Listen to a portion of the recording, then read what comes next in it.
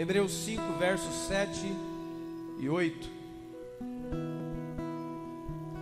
Hebreus 5, 7 e 8.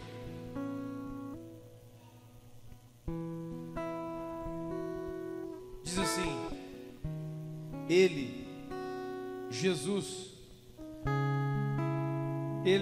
nos dias da sua carne, ofereceu com forte clamor e lágrimas, orações e súplicas, aquele que podia livrá-lo da morte, e foi ouvido por causa da sua piedade. Ele, embora sendo filho, aprendeu a obediência pelas coisas que sofreu. Vamos no verso 9 também. E tendo sido aperfeiçoado, tornou-se o autor da salvação eterna para todos aqueles que o obedecem. Feche os seus olhos por um instante. Pai, no nome do Senhor Jesus, dá-nos nessa noite a Tua palavra, a Tua porção. Direito nossos caminhos e nossas veredas, Senhor. Faz-nos, ó Deus, em nome de Jesus, compreender as saídas da vida, Deus, em nome de Jesus. Cura-nos com a Tua palavra, Deus, edifica-nos com a Tua palavra é a verdade. Envia a Tua palavra e nos sara, e nos cura, e nos livra daquilo que é mortal. Porque a Tua palavra é, ó Deus, lâmpada para os meus pés e luz para o meu caminho. De modo, ó Deus, que eu não serei abalado, em nome de Jesus. Amém? Glórias a Deus. Quero ler novamente com você, em nome de Jesus, esses 3 versos da palavra de Deus. Amém? Hebreus capítulo 5 está falando sobre Jesus, né? Todos esses capítulos falam sobre Jesus. E esse capítulo, se você ainda não leu, leia. Quando você ler, você vai ficar maravilhado. Por exemplo, o verso de número 2. Ele é capaz de se condoer daqueles que são ignorantes e daqueles que erram, porque ele também estava rodeado de fraquezas. Isso é importante você saber, para você não se achar o carrapato do cavalo do ladrão do filme, né?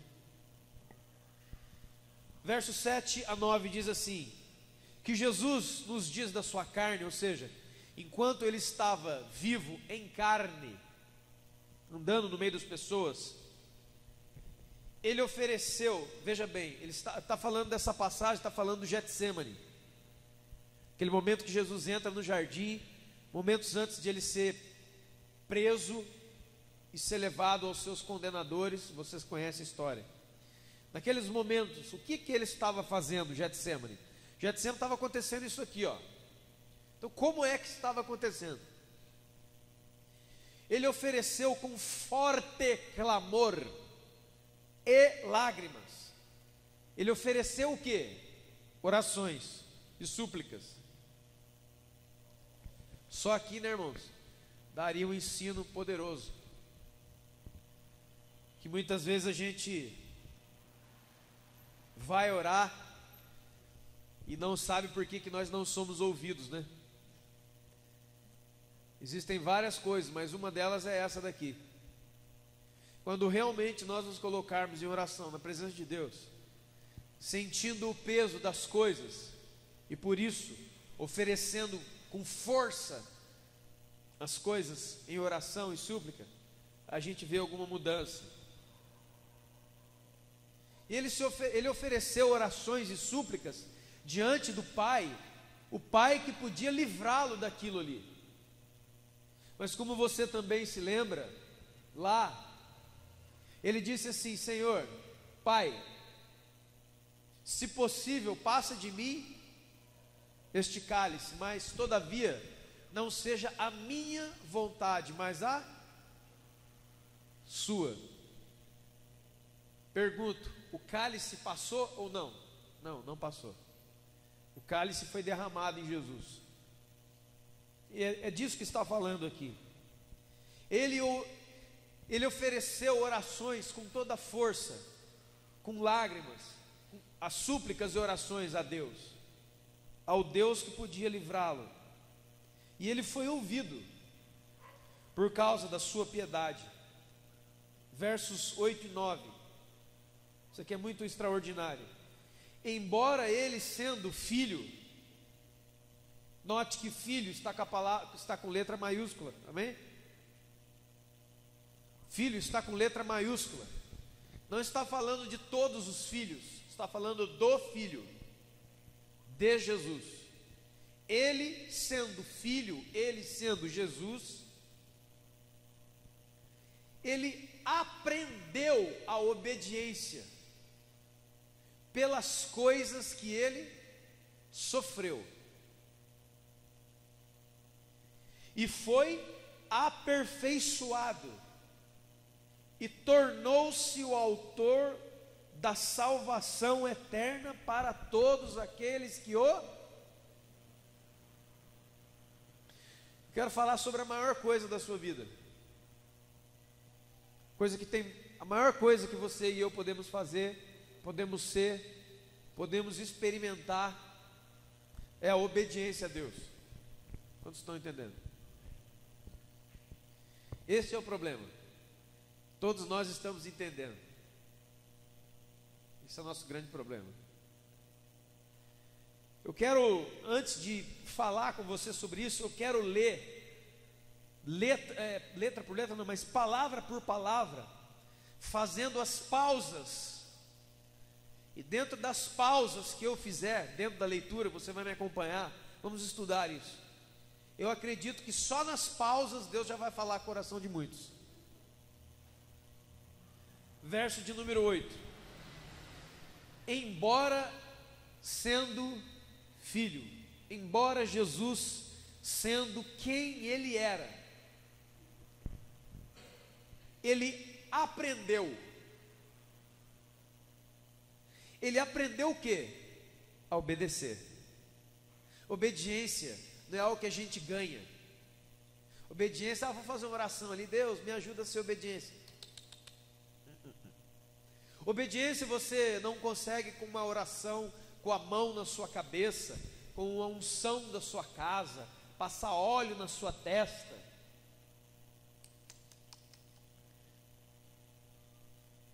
Obediência se aprende. Aqui, ó. Está falando de Jesus.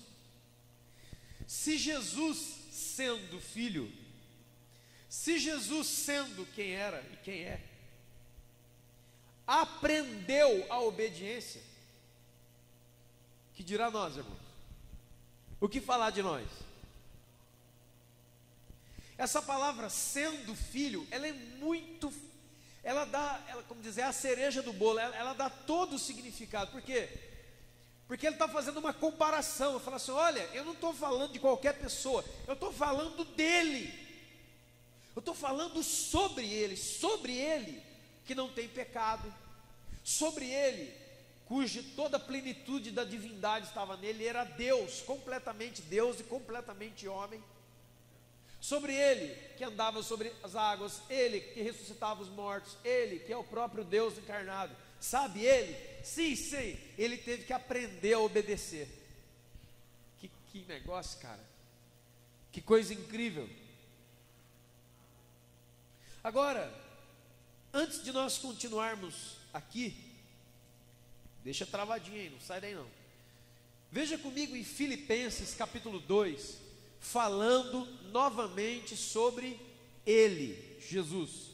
Filipenses 2, 5.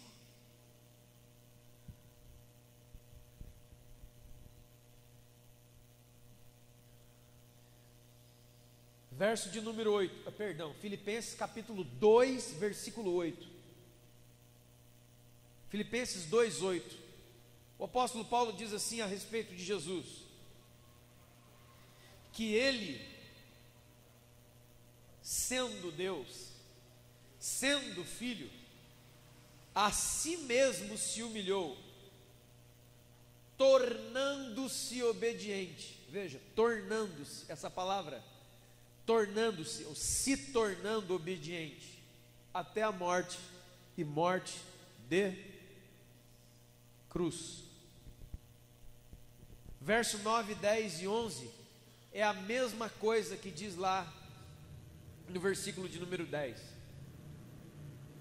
que depois da posição de obediência, Deus deu a ele ser o autor da salvação, e Deus deu a ele o nome acima de todo nome, pelo que diante do nome de Jesus se dobrará todo o joelho no céu, na terra, debaixo da terra, e toda língua confessará, todo joelho se dobrará, e toda língua confessará que Jesus Cristo é o... Mas como? Como é que Jesus chegou a este lugar? Está aqui, ó. Humilhando-se e tornando-se obediente. Então aqui já quero te dizer uma coisa: não existe maneira, não tem como você se tornar uma pessoa obediente, porque é preciso se tornar obediente. Não é certo, eu sou obediente. Não, não. Veja que essa palavra, ela se encontra nos dois lugares. E aqui foi preciso se tornar obediente. Ele teve que sair de um lugar e ir a outro. Como é que ele conseguiu fazer isso? Qual foi o caminho? Foi um caminho de humilhação. A si mesmo ele se humilhou para que ele se tornasse obediente. E essa obediência o levou à morte. Aonde é que a nossa obediência a Deus vai nos levar? A morte. A morte do quê? Do eu. A morte do Deus rival.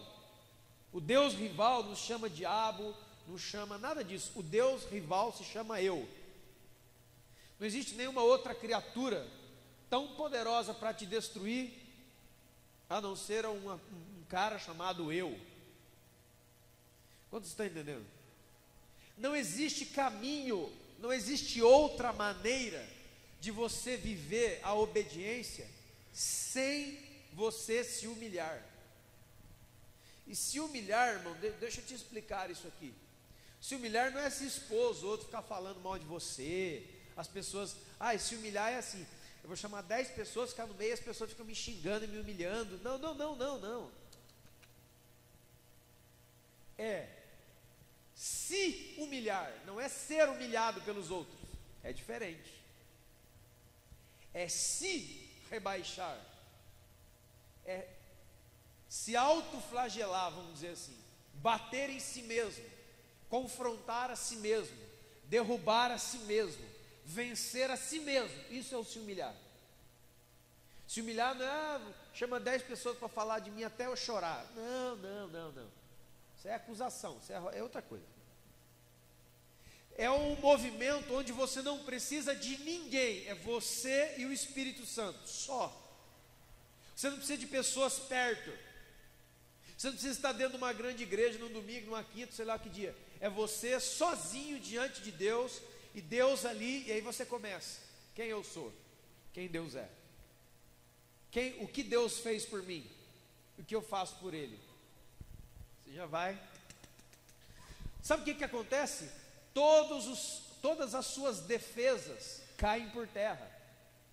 Todas as suas armas caem por terra. Você vai se tornando outra pessoa diante de Deus. E quem vive isso aqui diante de Deus, vai viver isso aqui diante dos outros. Por que é que nós não vemos transformação na vida de muitas pessoas? Porque não tem isso aqui, ó. Eu não estou trabalhando aqui, ó. O que eu estou vendo aqui? Eu vim aqui no culto. Vamos lá ouvir, vamos lá ver o que ele vai falar hoje? Vamos Vamos lá, que depois daqui a gente encontra os irmãos, vamos comer um negócio ali. Vamos. Vamos lá porque, sei lá, quem sabe, né? Não sei, qualquer coisa assim.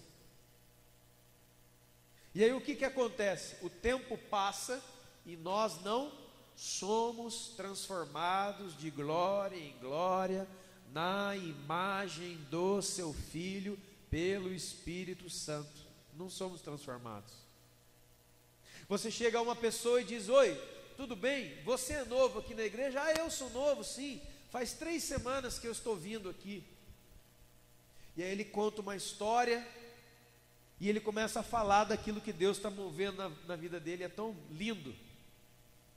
Aí você vai na pessoa do lado: oi, tudo bem? Como é que você está? Tudo bem. Há quanto tempo você é cristão? 25 anos.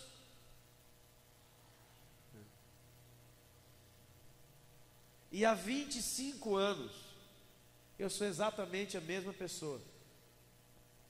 Eu não mudo.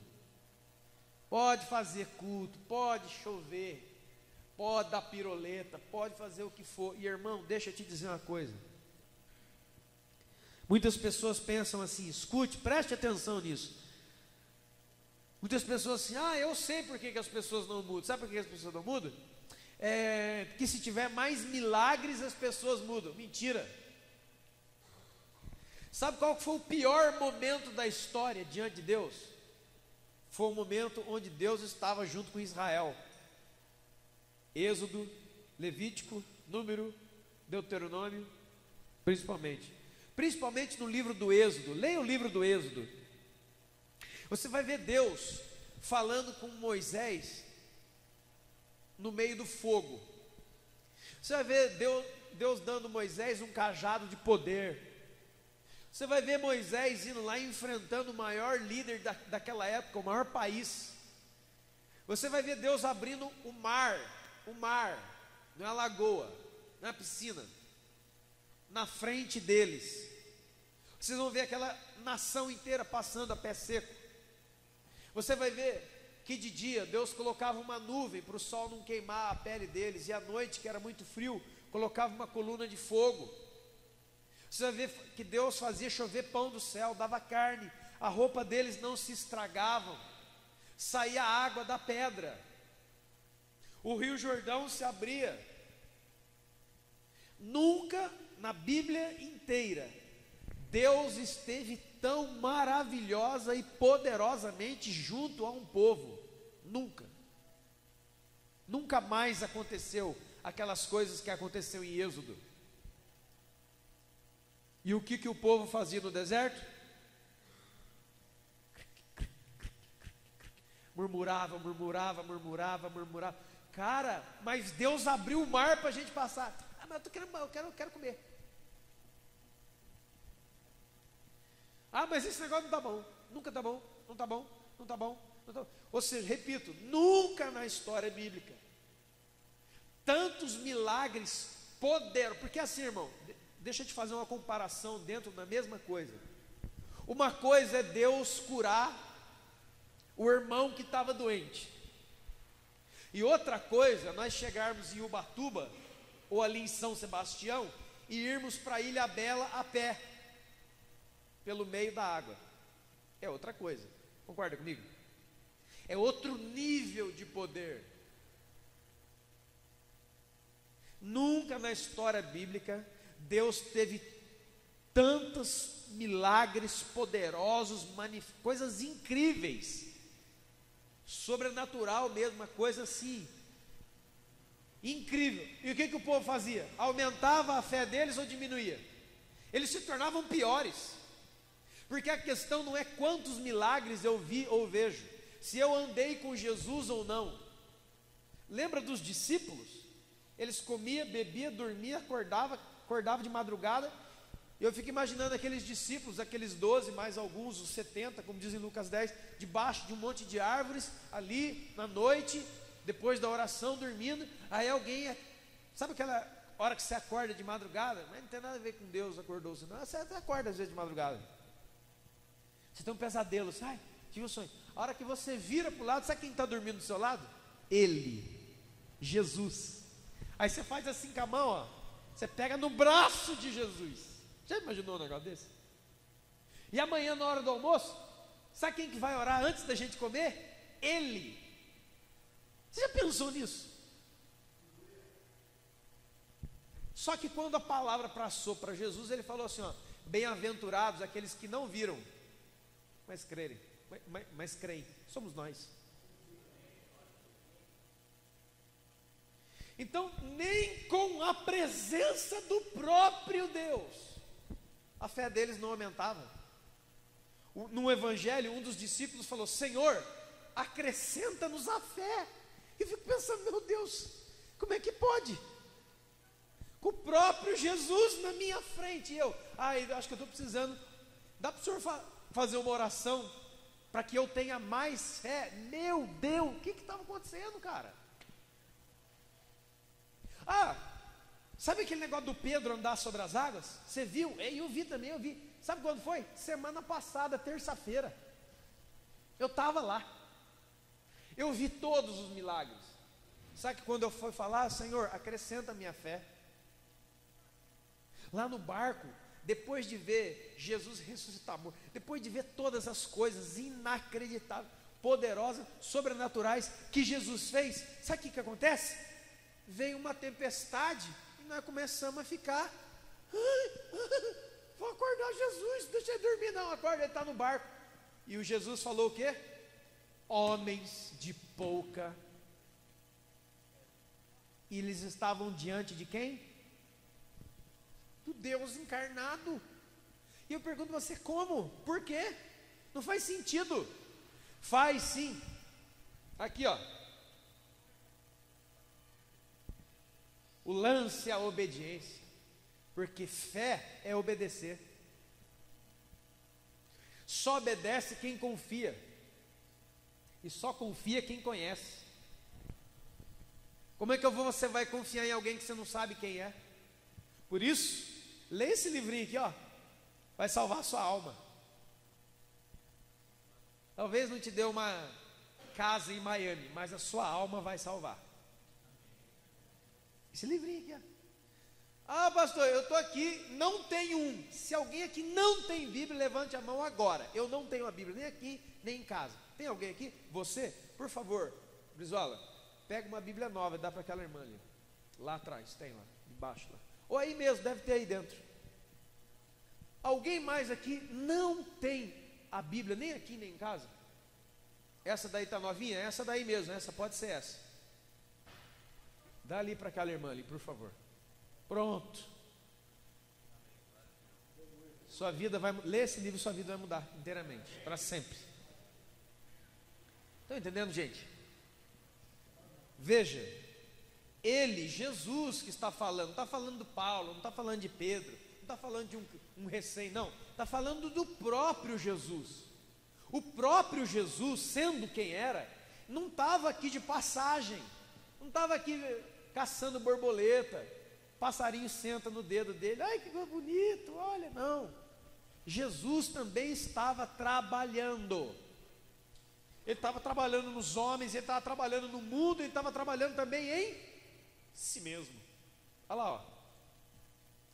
A si mesmo se humilhou, tornando-se obediente. E o alvo da obediência é a morte do nosso eu. Porque só quando você destruir totalmente o Deus rival, que tudo vai estar completo. Ore, volte agora a Hebreus, por favor, 5. Aleluia, Deus é bom.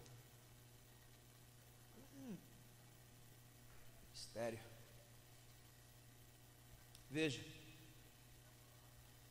8. Hebreus 5, 8. Embora sendo filho, aprendeu. Bom, nós já vimos que ele se tornou obediente através de um caminho de se humilhar, e você já escutou e já entendeu o que é se humilhar. Agora veja comigo, ele aprendeu a obediência. O caminho é o da humilhação. Como que eu aprendo? através daquilo que eu... O que está escrito aí? O que está escrito aí, irmão? Ele aprendeu a obediência através do que? A mesma coisa, a mesma ideia de Filipenses. Ele aprendeu sobre obediência naquilo que ele sofreu. É nessa hora que a obediência é produzida, que a obediência é compreendida.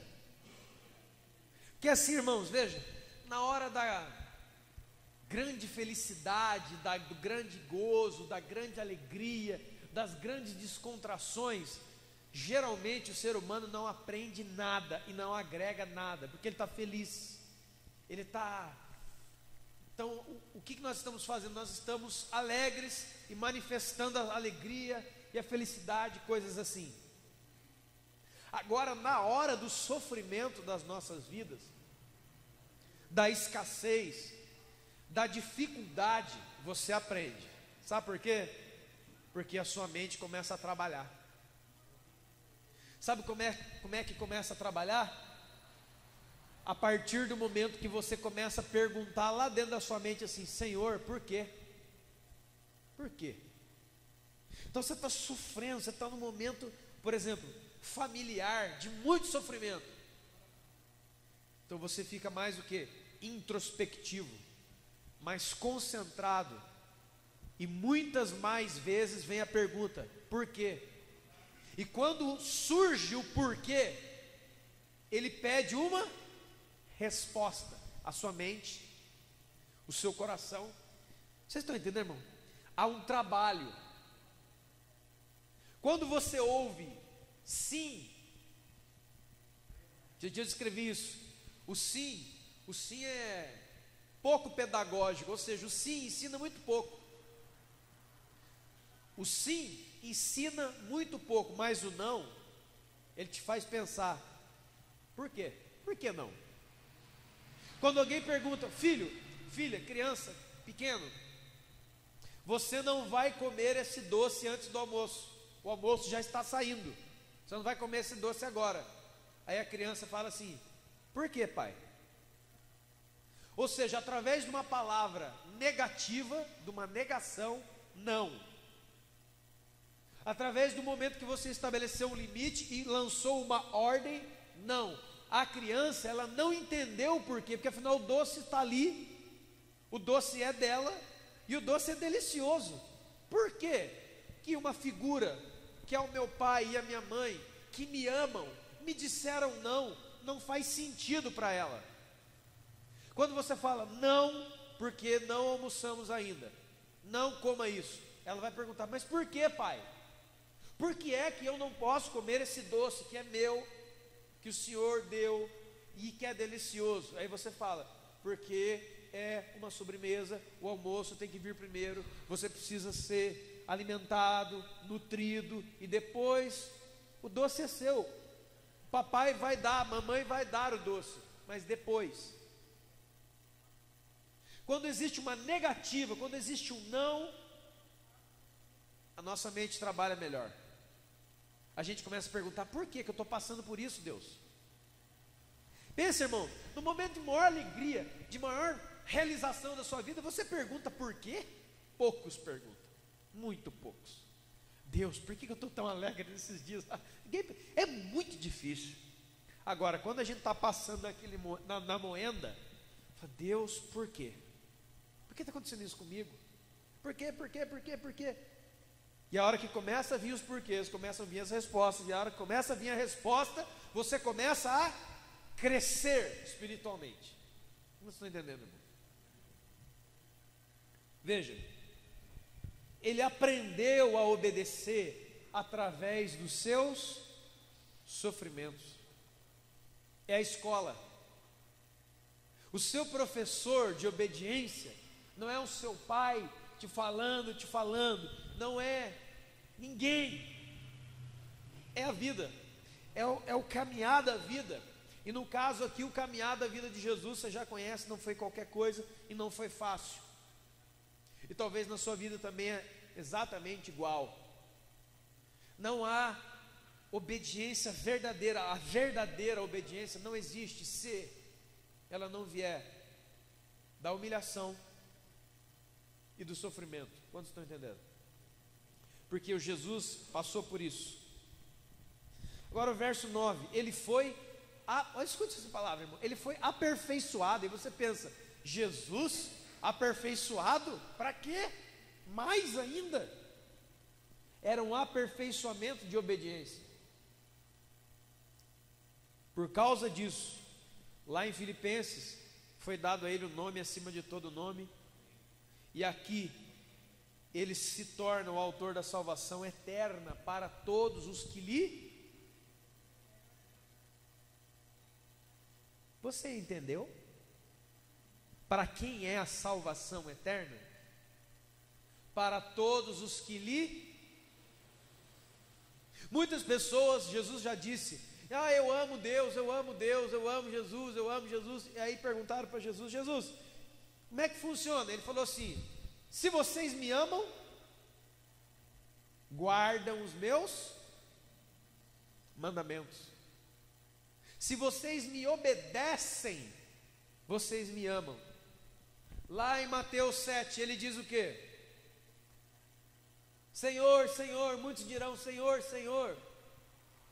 Em Lucas ele fala, por que vocês me chamam de Senhor, se vocês não me obedecem? Vocês não fazem o que eu mando. E aqui que entra, irmão, o que é a palavra de Jesus para você? O que é a palavra de Jesus para mim? O que é a palavra de Jesus para nós? É um eco? É um comentário de esquina? É um conto que a minha avó, quando eu era pequeno e ficava com medo à noite, a minha avó vinha, colocava minha cabeça no colo dela, fazia um cafuné e contava uma historinha e eu dormia? Essa é a palavra de Deus?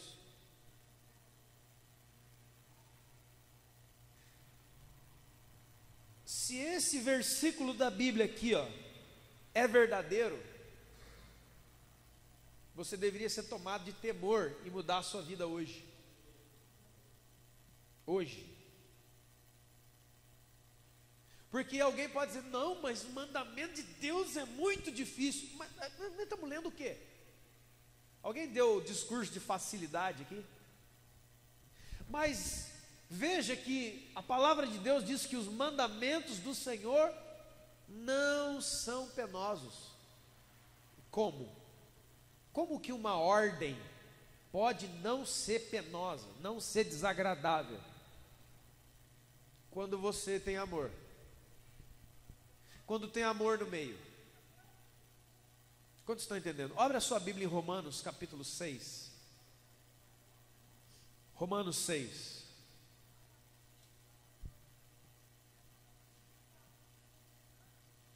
Verso 17. Romanos 6, 17. Por favor. Veja a escritura, irmão.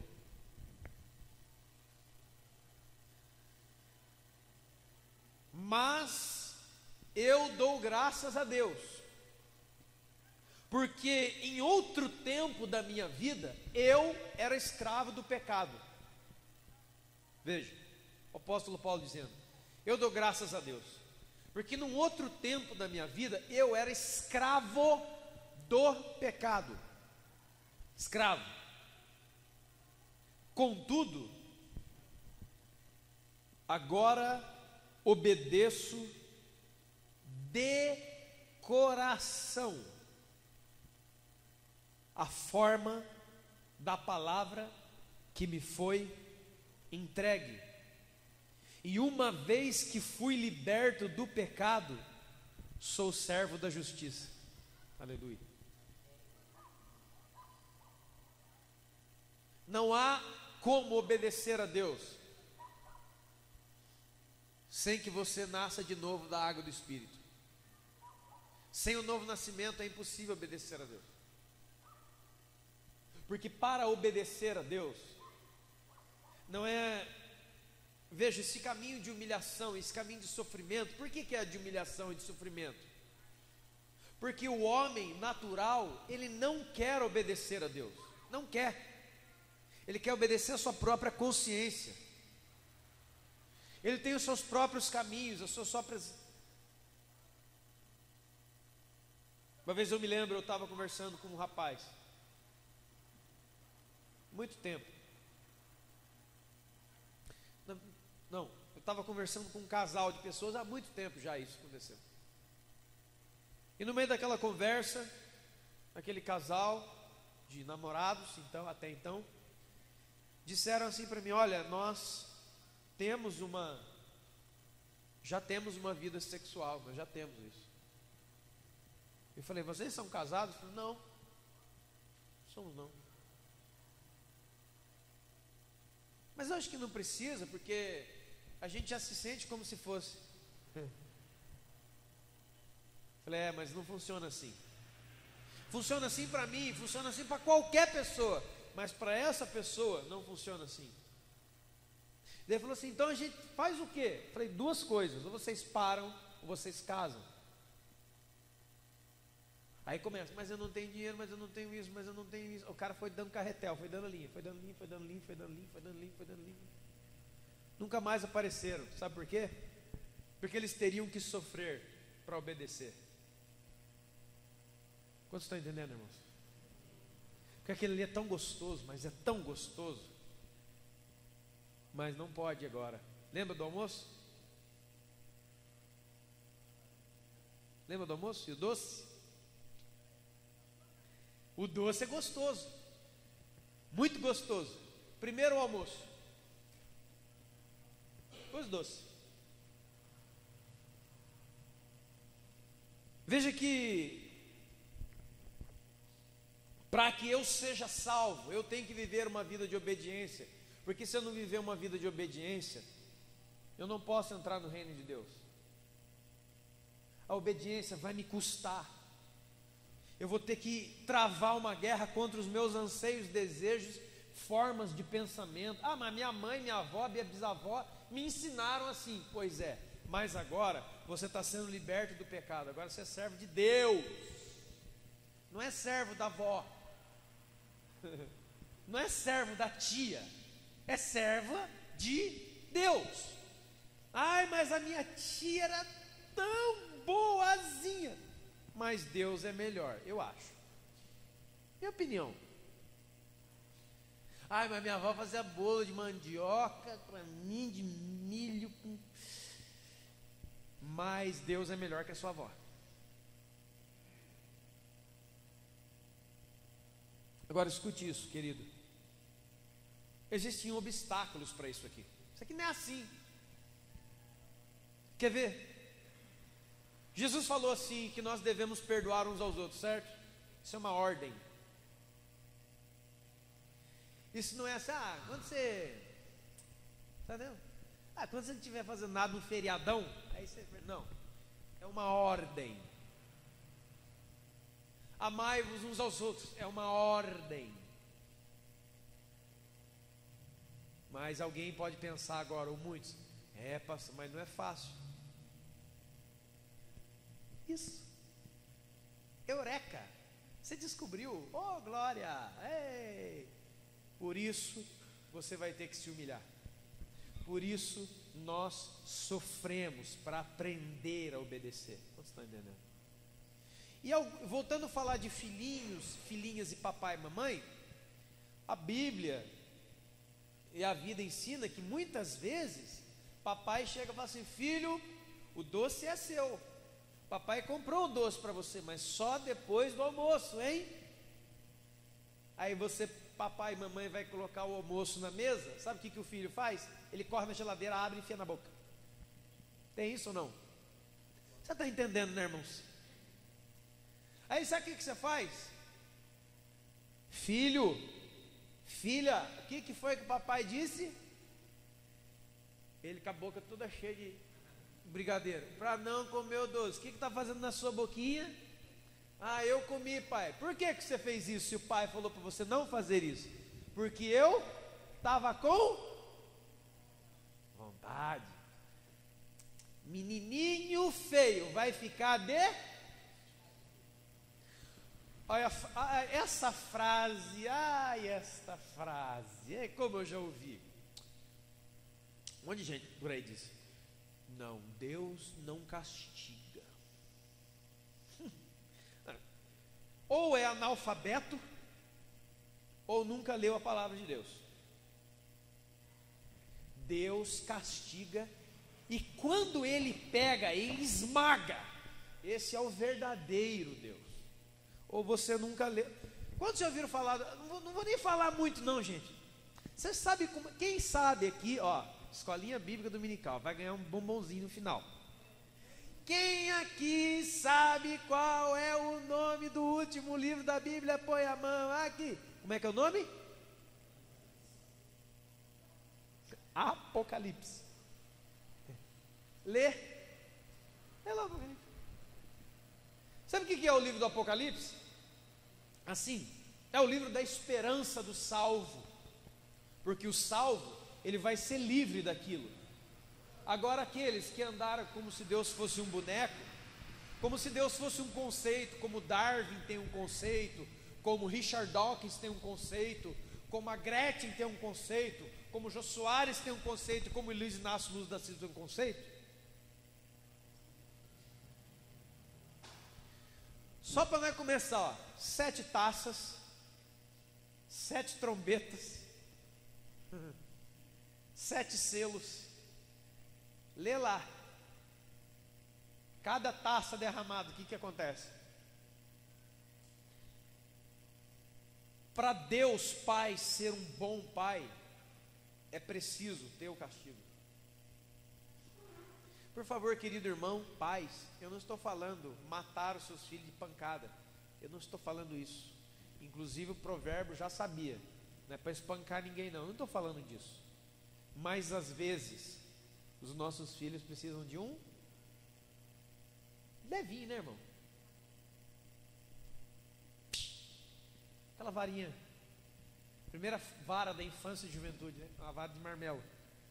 Oh, delícia. O livro de Provérbios diz assim, ó: corrija o teu filho, que lá na frente ele vai te agradecer. Deixa eu falar uma coisa bíblica e verdadeira. Sabe por que tem muita gente, desgraçadamente, nesse mundo? Porque não teve correção. Você quer criar um monstro? Crie uma criança sem limites e sem correção. Você vai criar um monstro. Porque a hora que ele crescer e for se relacionar com os outros, ele não tem limite. Ele vai olhar para uma menina: eu quero você, vem aqui. Eu quero pôr a mão em você, eu quero isso, daqui. E ele vai lá e rouba, ele pega do outro. Por quê? Porque papai e mamãe sempre deram tudo para ele. O seu pai perfeito, Deus, não age assim com você. Deus dá muito pouco para nós. Sabe por quê, irmãos? Mas esse pouco que Deus dá para nós já é um oceano, já é incrível. Mas sabe por que Deus não dá muitas coisas para nós? É só ler o livro de Tiago, carta de Tiago. Pede e não recebe, porque quando vocês pedem para gastar com os seus prazeres e não com a vontade de Deus. Então, freio. Quantos estão entendendo, irmãos? Isso é Deus. O resto é Papai Noel, né? Isso aí eu não sei quem é esses caras. Veja aqui, irmãos. Uma coisa acontece no nosso coração, a gente pensa: bom, eu não vou obedecer esse negócio não. Porque esse negócio de amar é muito difícil, vou ter que pagar preço. Vai. Cara, mas não está dando para fazer isso. A obediência se aprende. Eu já sei o que eu vou fazer. Eu vou fazer um monte de coisa na igreja. Vou participar de vários ministérios. Eu vou fazer um monte de coisa na igreja. Isso é coisa antiga. 1 de Samuel, capítulo 15, 22. Sabe o que diz lá? Você conhece. Sabe o que Deus fala através do profeta Samuel ao rei Saul? Obedecer é melhor do que Não adianta uma vida de sacrifício sem obediência. Em outro lugar Deus diz assim, ó: obediência eu quero e não holocaustos. Eu não me agrado da gordura de boi, eu não bebo sangue de bode, eu não faço nada disso, diz o Senhor. Eu quero que vocês me obedeçam. E alguém pensa, ai, obedecer a Deus, ai, Ele vai mandar a gente carregar 10 sacos de cimento nas costas, Ele vai arrancar nossa comida, Ele vai arrancar minha perna, vai me deixar doente numa UTI. Os mandamentos de Deus: leia a palavra, fale de mim para quem não me conhece, ame o seu próximo, ajude quem precisa. Os mandamentos de Deus. É que a gente é ruim, nós somos ruins, gente. O ser humano ele é maldoso, ele constrói situações para ser beneficiado, enquanto ele deveria obedecer, porque é através da obediência que vem a tal da bênção que você quer. É através de se obedecer os mandamentos do Senhor, não é mandamento da igreja, do cristiano, não. É os mandamentos do Senhor. Você será abençoado, você terá a vitória. Lembra que toda obediência, irmão, ela tem recompensa. Aqui em Hebreus fala da recompensa maior, o céu, a salvação eterna. Lá em Filipenses fala que Jesus foi dado a ele glória e honra por causa da sua obediência. Você está entendendo? Agora, por que muitas pessoas não gostam de obedecer? Você pode ver lá em Romanos 13, por exemplo, quando fala da obediência às autoridades, fala assim: a autoridade de Deus sobre a sua vida é Deus sobre a sua vida. Agora, se você anda em desobediência, teme a ela, tenha temor dela, porque ela também é vingador da parte de Deus. A gente não gosta disso. A gente erra porque nós não obedecemos. Para que você peque hoje, você primeiro antes tem que desobedecer. O pecado está sempre depois da desobediência, e a desobediência é o nosso maior pecado. Como você está entendendo? E quanto mais nós pecamos, Isaías 59, mais afastados de Deus nós estamos. Para alguém que queira saber, talvez, por que Deus não me atende, por que Deus não faz isso comigo, por que Deus não faz isso? Isaías 59, versículos 1 até o 3, diz assim, ó: meu ouvido não está surdo, e a minha mão não está recolhida, mas os seus pecados fazem separação entre eu e você. Isso é uma das coisas. Agora, outras situações podem ser para Deus estar transformando você naquilo que você desejava ser, sempre pediu e não entende como é que é. Ah, eu já sei, para ser um grande homem de Deus, eu tenho que entrar numa faculdade e estudar 10 anos de teologia. Também, se você puder. Mas a grande escola que forma homens de Deus não tem outros homens como professores. O professor é o Espírito Santo. E sabe onde que é a escola? No deserto. Ferveu. A gente fala: Senhor, eu lembro, Senhor, eu orava: Senhor Deus, em nome de Jesus, eu quero ser um homem de Deus, eu quero fazer isso, eu quero fazer aquilo. Deus, nossa, eu fico imaginando Deus lá no céu. Ah, anota aí, ó, o arcanjo, anota isso aí, anota que ele está orando lá. Deus, outra oração, né? As nossas orações são tão bonitas, né? Senhor, eu me entrego a Ti. Aí Deus, olha, anota. Anota o dia, a hora, o momento, anota isso aí. Deus falando para os anjos, né? Talvez. Estou fazendo uma conjectura aqui. Senhor, eis-me aqui. Essa é clássica. Aí Deus, ai. Tira foto. Agora Deus é moderno também, né? Entre aspas, brincando. Tira. Grava a conversa. Acho que Deus tem um WhatsApp. As suas conversas de sei lá quantos mil anos atrás que você é cristão, todas as suas orações, Deus deu um print na tela. Print. Daqui a 40 anos você não lembra o que você falou, mas Ele lembra. E quando você pediu lá naquele dia, Senhor, Deus faz através de mim, ele falou, vou começar hoje. Aí ele começou, ó, moendo, ó. Aí você, ai, Senhor, ai, tá doendo, Senhor, tá doendo, Senhor. Não sei o que eu faço, você pede uma coisa, pede outra, pede outra. Nós não somos assim, irmão? Nós somos, eu sou assim.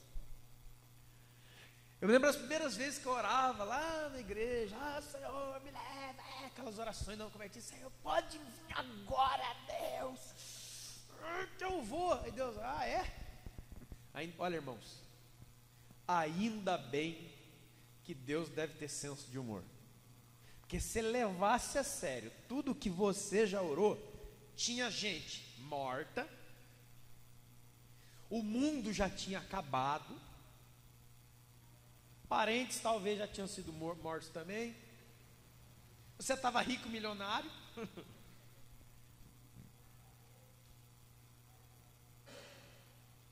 não é? Já pensou se você levasse tudo a sério?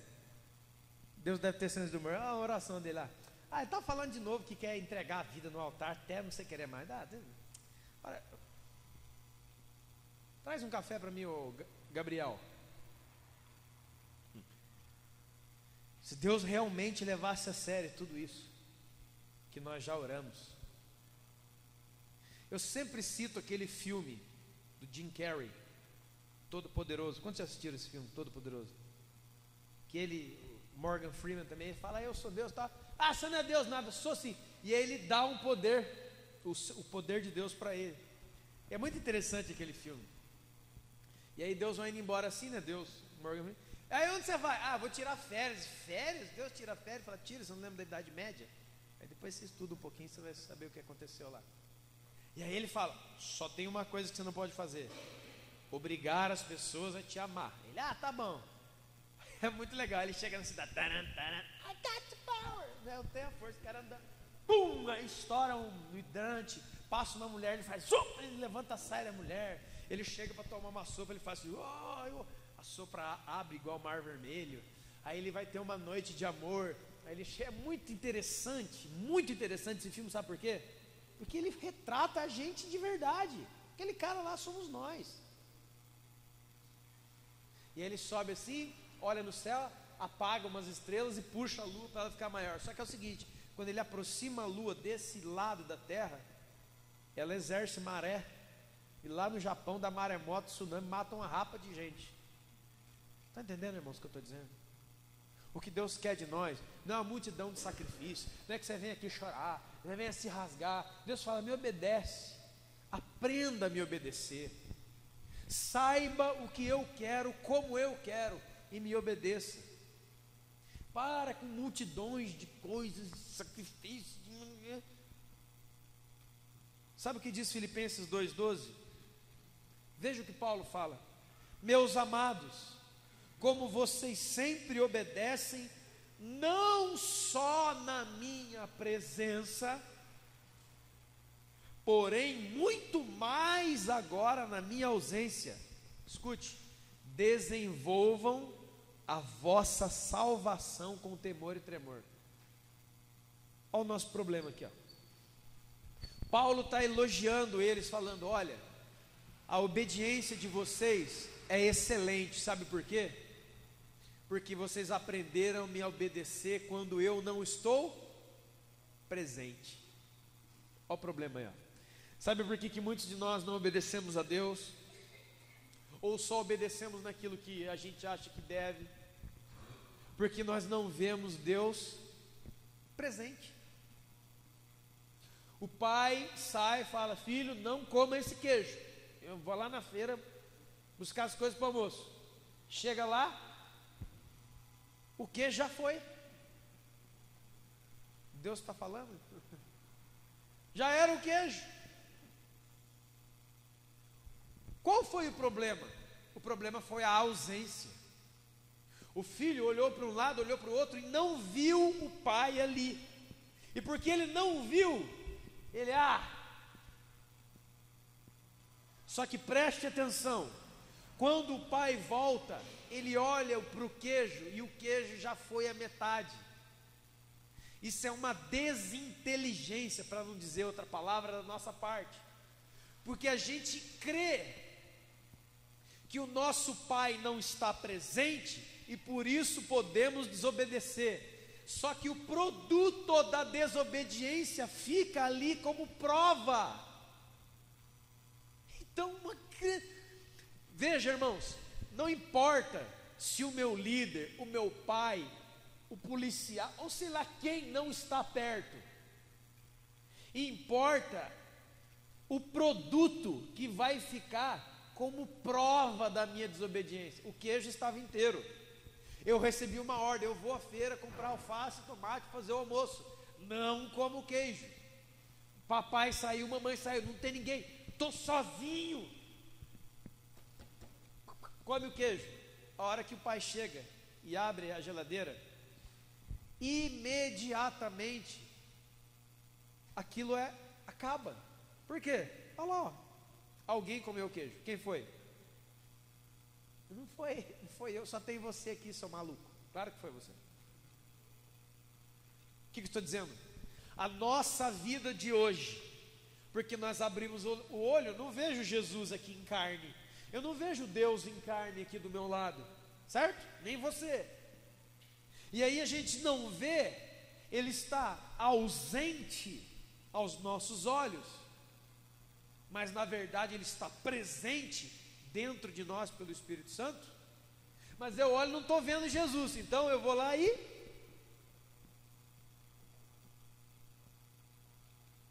só que é o seguinte: da mesma maneira que o meu pai volta da feira, Jesus vai voltar. E da mesma maneira que o pai abre a geladeira e vê que alguém mexeu no queijo, quando Jesus voltar, Ele verá o produto das nossas vidas e Ele saberá que há ou que houve desobediência. Quantos estão entendendo, irmãos? São raciocínios lógicos e facílimos. Mas meu pai não está, minha mãe não está, então eu apronto. Não assista esse filme, não veja esse canal, não veja essa revista, não fale com essa pessoa, cuidado com isso, não ponha a mão naquilo, não. E aí você olha para lá, pô, não tem ninguém vendo, cara. Claro que tem alguém vendo. Ele está vendo, é você que não está vendo Ele. O apóstolo Paulo falou: não, vocês filipenses desenvolveram uma obediência tão linda ao Senhor, que mesmo quando eu estou ausente, o nível da obediência de vocês sobe e não desce. Onde que você encontra crentes assim? Onde que nós temos encontrado filhos assim? Onde que nós temos encontrado a noiva que espera o noivo? Nós somos a noiva, a igreja. Jesus falou: me aguarda, virgem, pura, sem ruga, sem mácula, me aguarda, noiva pura, me aguarda, eu vou vir, eu vou casar com você. Aí a gente olha para o lado, cadê Jesus? Cadê Jesus? E a gente se deita com os nossos amantes momentâneos, os pecados. E quando Ele vier, Ele vai olhar para nós e não vai ver mais pureza. Sabe por quê? Porque a gente já se sujou.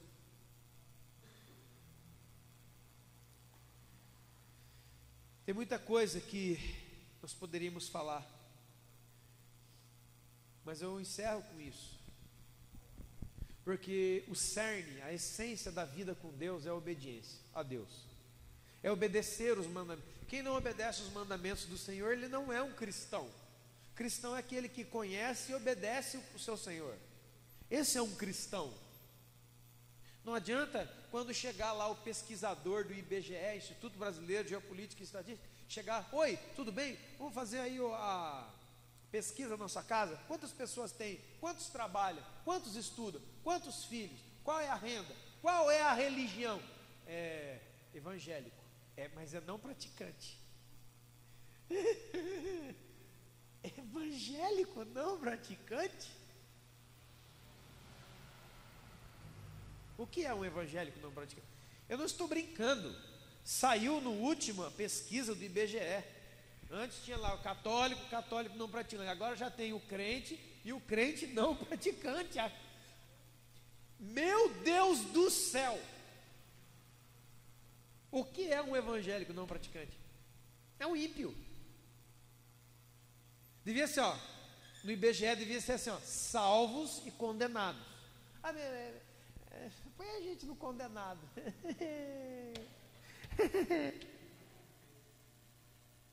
Não é isso, gente? É só trocar o nome. Porque nesses pouquinhos versículos, e uma enxurrada de versículos, Deus diz claramente: eu quero que você me obedeça. Eu não sou um Deus de brinquedo. A vida não é brincadeira. Tem gente que sofre e tem gente que morre por causa das nossas desobediências. Uma vez eu estava vendo um programa na televisão, agora um pouco tempo atrás, sobre a pobreza no Brasil e orfandade, crianças sem pai nem mãe. Você está entendendo? Foram fazer uma entrevista para um garotinho, e ele falando, chorando, que ele nunca conheceu o pai, nunca conheceu a mãe. As únicas lembranças que ele tem é do orfanato. E ele fala a seguinte frase, quando perguntaram para ele: você sente falta do seu pai e de sua mãe? Ele falou: eu sinto, mas eu não sei nem mais o que eu sinto. Mas uma coisa eu sei.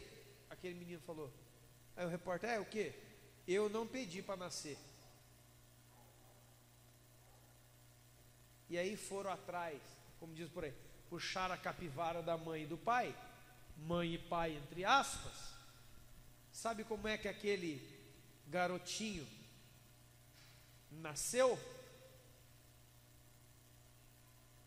De uma aventura sexual do fim de semana, de uma balada, onde a turma foi lá encher o caneco, desculpa a expressão, rodou na mão de todo mundo, mas estava gostoso. Nasceu uma criança que tem uma vida marcada. Mas era brincadeira. O problema é que a vida não é brincadeira, e Jesus vai cobrar cada minuto, cada centavo, cada coisa que nós fazemos, cada palavra que sai da minha e da sua boca vai ser tomado conta no dia do juízo. E se você não sabe muito sobre o dia do juízo, venha todos os domingos de agosto, porque eu vou falar o que é arrebatamento, um bagulho vai esquentar. Quem sabe aí você acerta com Deus de uma vez e vai embora. Sabe o que é a igreja? É uma comunidade de pessoas que se reúne para conhecer a Deus e obedecê-lo. Não é a comunidade que vem para me ver falar. Isso não faz sentido. Isso é falso. Isso é débil. Quantos estão entendendo?